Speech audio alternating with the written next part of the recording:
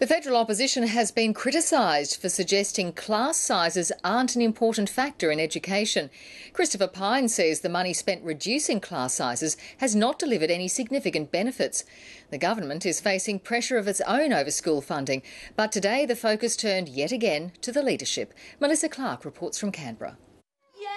As school kids sit down to their classes, the opposition is worrying about who's standing up the front. We are not attracting the highest calibre people to the teaching profession that we should be. The remedy? More practical classroom training for teachers and giving principals greater powers to hire and fire. It's fantastic, isn't it? And the opposition says there's no need to be so hung up on how many kids are in the classroom. There's no evidence that smaller class sizes somehow produce better student outcomes. It is fine by the Coalition if more kids have to be squeezed into classrooms and get less of the teacher's time. That's fine by him. The Education Union is similarly scornful. Class sizes do matter for every parent across Australia, students and teachers alike. It's about ensuring every child has more individualised attention.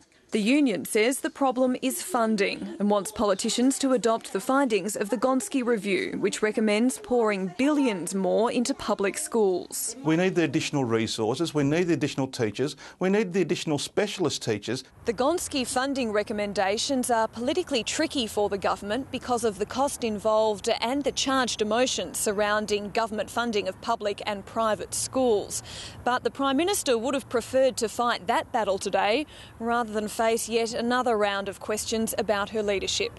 The government's chief whip has stirred the hornet's nest. Populism matters in politics, and no matter what political party you're talking about, if leaders remain unpopular long enough, they'll inevitably stop leading the party. We all know Julia Gillard is about as popular as anthrax in Australia right now, and therefore he was saying that it's time for Julia Gillard to go. There we are. There's no mounting challenge. Kevin's made his position very clear in terms of his intentions.